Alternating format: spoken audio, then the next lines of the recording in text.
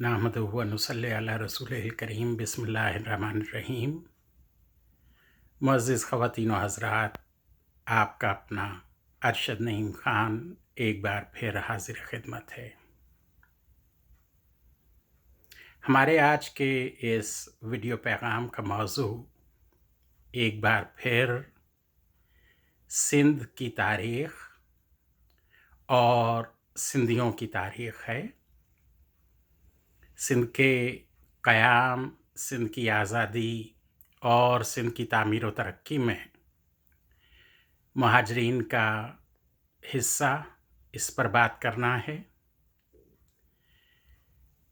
ये एक इंतहाई मालूमाती और तफसीली वीडियो है जिसे देखकर हमारे सिंधी भाई भी इस्तिफ़ादा कर सकते हैं। गुफ्तगू को शुरू करने से पहले यहाँ इस बात का इज़हार करना हम लाजिम समझते हैं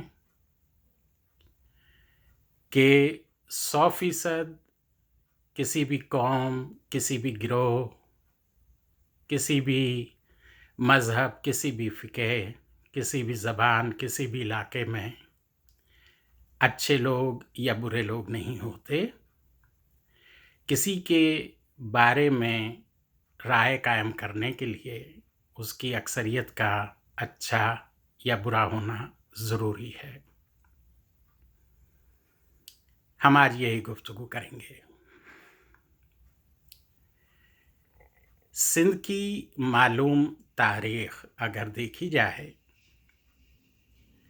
तो इस वक्त हम मई 2020 में आपसे मुखातिब हैं, लेकिन सिंध की मालूम तारीख़ जो है उसका आगाज़ मोइंजोदड़ो के ज़माने में है।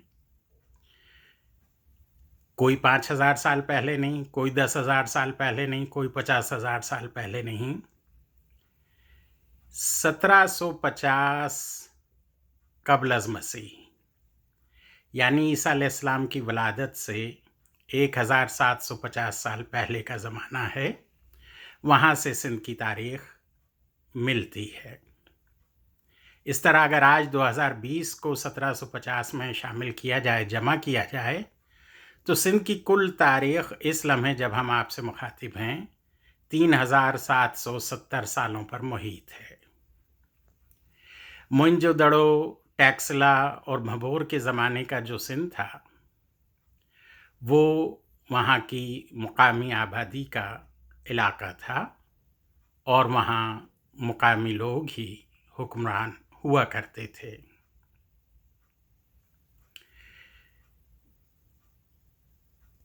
712 ईस्वी में मोहम्मद बिन कासिम रहमतुल्लाह अलैह सिंध तशरीफ़ लाए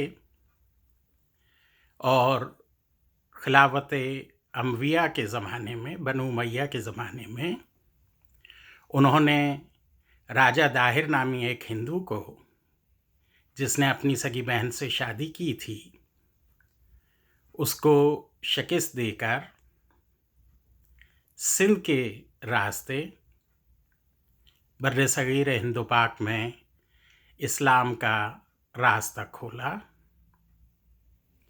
उसके बाद यहाँ मुख्तलिफ़ अदवार में मुख्तलिफ़ इस्लामी हुकूमतें कायम रहीं। सिंध में जिन्हें आजकल मुकामी सिंधी हुकूमतें और सिंध के हुक्मरान करार दिया जाता है, वो 4 नस्लें या 4 ख़ानदान हैं, जिनमें सबसे पहला ख़ानदान सम्मा ख़ानदान है, जो सम्मो भी कहलाते हैं। ये ख़ानदान भी सिंधी नहीं थे असलन। ये सम्माज जो थे और सम्मो जो थे, ये जो इस वक्त भारतीय सूबा गुजरात है, वहाँ से आकर सिंध पर काबिज़ हुए थे। वो हिंदू लोग थे जो सम्मा कहलाते थे। उनकी हुकूमत तकरीबन 175 साल बरकरार रही। उसके बाद उस हुकूमत का ख़ात्मा मंगोल सरदार, जो अपने कबीले के सरदार भी थे और सिपह सालार थे, अरगून ख़ान की औलादों ने सिंध पर हुकूमत की। ठट्ठा उनका दारुल हुकूमत था और अरगोनी हुकूमत तकरीबन 80 साल बरकरार रही। अरगोन, जैसा अर्ज़ किया कि तुर्क और मंगोल नस्ल के इख्तिलात के लोग थे, वो भी बाहर से आए हुए थे, वो सिंधी लोग नहीं थे या सिंध के मुकामी लोग नहीं थे। जब अरगोनियों की हुकूमत थी सिंध पर, उस वक्त सिंध जो है वो अकबर बादशाह जो थे, जलालुद्दीन अकबर मुग़लों के बादशाह, उनके ज़माने में सिंध जो है वो मुग़लिया सल्तनत में शामिल हो गया और नवाब जो थे मुग़लों के, उनकी तरफ से सिंध को एक सूबे का दर्जा देकर वहाँ पर कल्होड़ों को हुक्मरान लगा दिया गया, जो बुनियादी तौर पर ख़ुद हाकिम नहीं थे बल्कि मुग़लों की नियाबत या उनकी नुमाइंदगी करते थे सिंध में। कल्होड़ों का दौरे हुकूमत भी तकरीबन 70-75 साल पर मुहित है। इनका दारुल हुकूमत पहले नवाबशाह और उसके बाद हैदराबाद रहा, जिसका नाम उस ज़माने में नेरून कोट भी रहा है।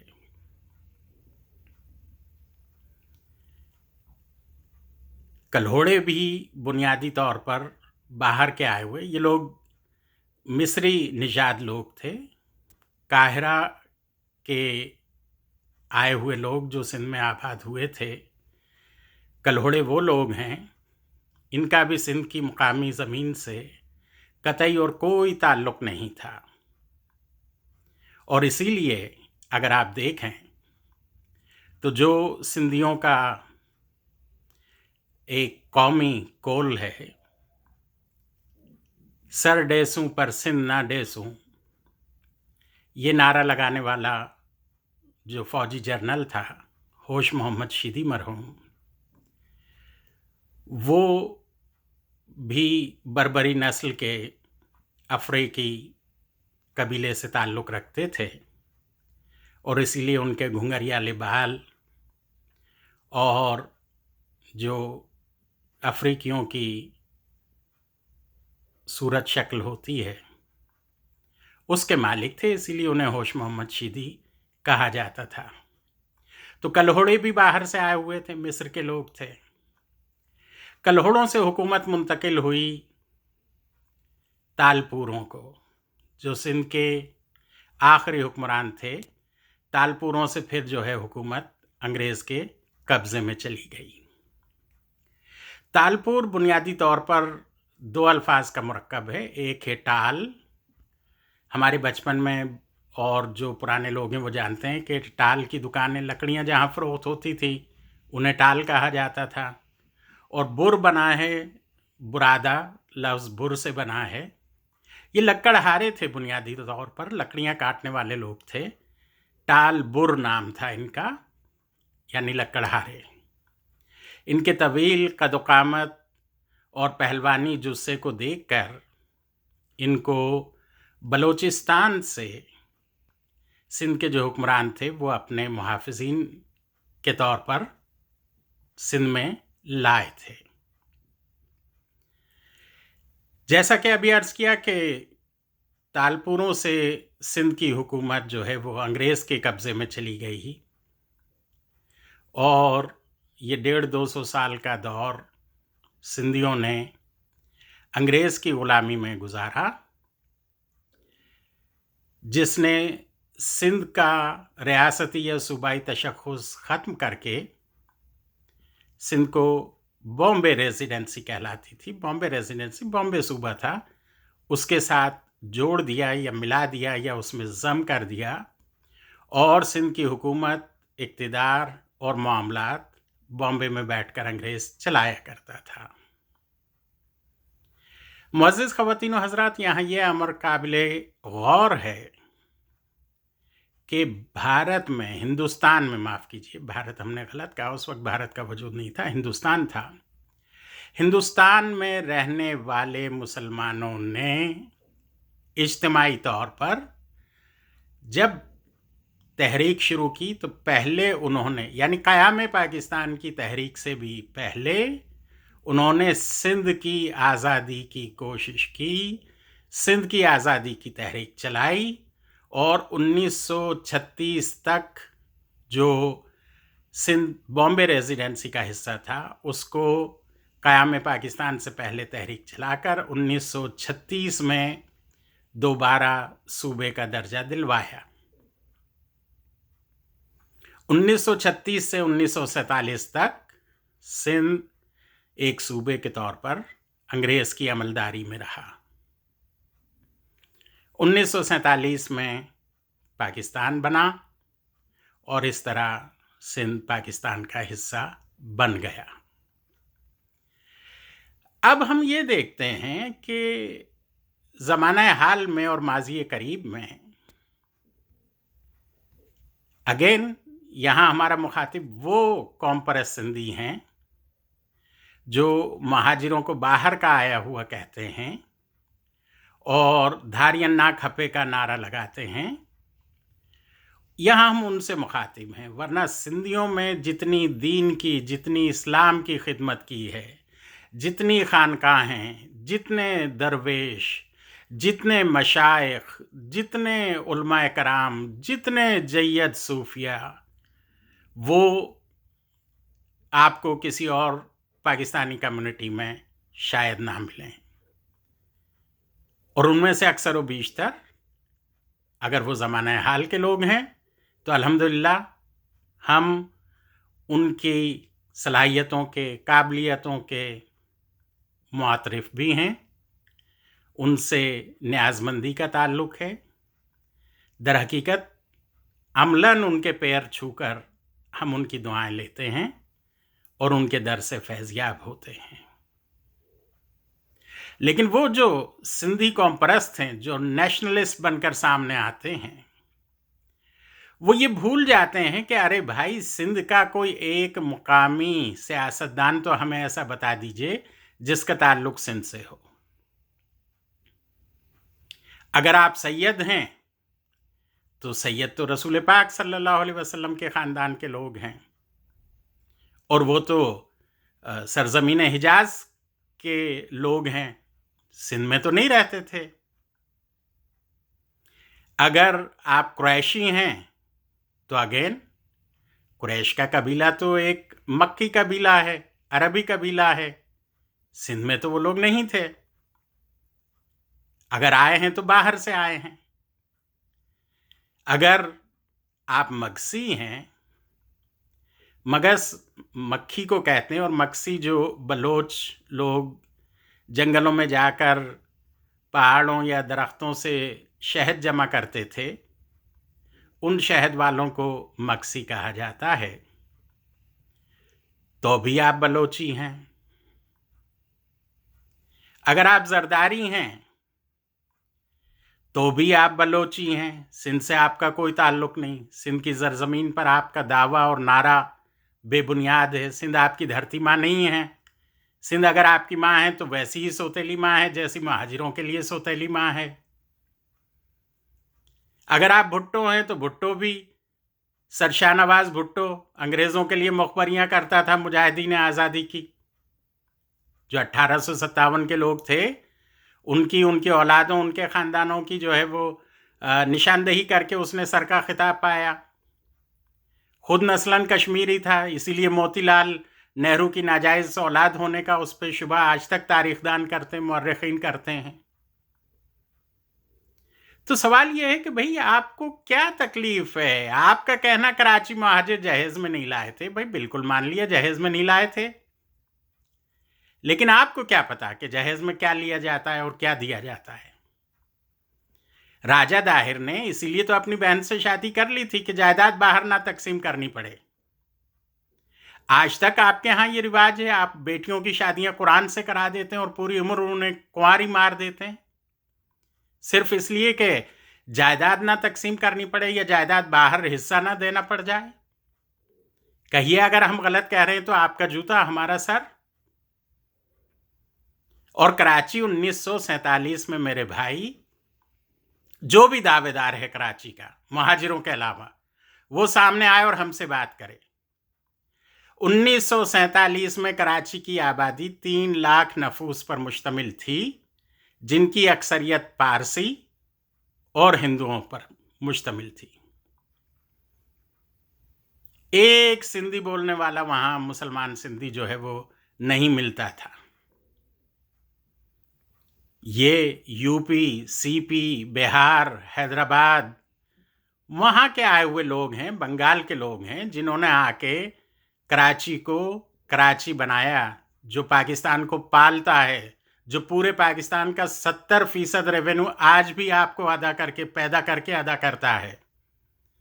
خواہ پاکستان کو کراچی کو آپ ایک پاکستانی حکومت دہلا دے یا نہ دے، سندھی حکومت ایک پیسہ دے یا نہ دے، کراچی اپنے آپ کو نہ صرف یہ کہ زندہ رکھے ہوئے ہے بلکہ پورے پاکستان کو پال رہا ہے. اور 1947 میں جو سندھی مقامی سندھی تھے وہ ہندو بنیوں کی مٹھی چاپی کرنے والے لوگ تھے. انہوں نے قرضوں کے بدلے، کام تو یہ قوم کرنے والی ہے نہیں، دنیا کی ناکام ترین کام چور قوم جو ہے وہ سندھی قوم ہے، یہ بات ہم اعلانیہ کہہ سکتے ہیں. اور یہ اکثریت کی بنیاد پر رائے قائم کی گئی ہے. یقیناً 100% ایسا نہیں ہے لیکن اکثریت ایسا ہی ہے کہ یہ انتہائی ناکام اور ناکارہ ترین جو ہے وہ جین ہے انسانوں کی. اپنے گھر کی خواتین اپنی ماؤں بہنوں بیٹیوں کو گروی رکھ کر ہندوؤں کے ہاں ان پہ یہ پیسے لے لے کر کھاتے تھے. ان کے باپ بھائی بہنیں ان کے گھر رکھی ہوئی تھیں اور باپ بھائی چچا تائے دندناتے پھرتے تھے. یہ ہے بھائی کراچی اور سندھ کا ماضی. کس نے اس غلامی کو توڑ کر آپ لوگوں کو آزادی دلائی؟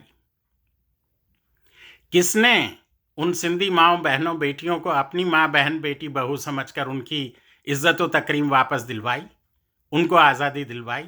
یہ ہم لوگ تھے، اردو بولنے والے مہاجرین جنہیں آج آپ کہتے ہیں کہ ہم نے پناہ دی اور ہم نے کھانا دیا اور ہم نے یہ دیا.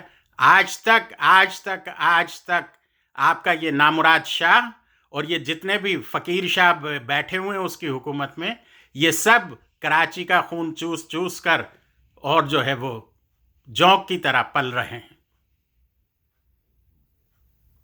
اس لیے بہتر یہ ہوگا کہ اتحاد اور اتفاق سے رہو. کراچی والوں کو تو تم کیا نکالو گے؟ یہ ضرور ممکن ہو جائے گا کہ کراچی میں تمہارا داخلہ بند ہو جائے. جو کراچی میں موجود ہیں پھر ان کے ٹکڑے لاشیں جمع کرتے رہنا اور اٹھاتے رہنا، پھر لے جانا انہیں لاڑکانہ سن اور دادو میں دفنانے کے لیے. کیوں ایسی حرکتیں کر رہے ہو؟ کیا پدی اور کیا پدی کا شوربہ؟ یعنی چھاج بولے تو بولے، یعنی چھلنی جس میں 1000 چھید ہیں وہ بھی بول رہی ہے صاحب. اپنے ماضی پر نظر ڈالو. تم ہمیشہ غلام رہے ہو اور غلامی میں تم نے بسر کی ہے. تم کیسے ہمارے سامنے سر اٹھا کے بات کر سکتے ہو؟ تم جو دھوتی باندھتے تھے وہ اتنی لمبی اور اتنی میلی کچیلی ہوتی تھی کہ زندگی میں ایک بار تم وہ دھوتی باندھتے تھے اور اس کو بس دائیں بائیں گھما لیتے تھے تو صاف کپڑا سامنے آ جاتا تھا. یہ تمہاری گزر بسر تھی. آج سندھی بریانی ہمیں تو ہنسی آتی ہے. ذرا نظر دوڑاؤ کہ تم لوگ کیا کھاتے تھے، کیا پیتے تھے، کیا پہنتے تھے، تمہاری معاشرت کیا تھی. تعلیم کا فقدان آج بھی. سارے جعلی ڈاکٹر، جعلی انجینئر، یہ سیاسی ڈگریاں، ایس ایم سی چلے جائیے، ایل ایم سی چلے جائیے، چانڈ کا چلے جائیے، ڈگریاں بٹتی ہیں قوم پرستی کے نام پر. ابھی کورونا کے موضوع پر اس نے قائم علی شاہ کی 2 بیٹیاں جو دائیاں ہیں بنیادی طور پر، جو بچے جنواتی ہیں، جو گائناکولوجسٹ ہیں، ان ڈاکٹروں کو بٹھوا کے کورونا پہ بات کرائی ہے اس نامراد شاہ نے. بغیر تو شرم کرو، کوئی عقل کے ناخن لو. महाजिर दुश्मनी में इतने अंधे ना हो जाओ कि तुम्हारी बीनाई वाकई छीन ली जाए, तुम्हारी बसारत, तुम्हारी आंखें निकाल ली जाए। कराची की तरफ किसी ने मैली नजर से देख, कराची सिंध की जान है, दिल की धड़कन है। सिंध से कराची का कोई ताल्लुक नहीं है। कराची कराची है और सिंध सिंध है।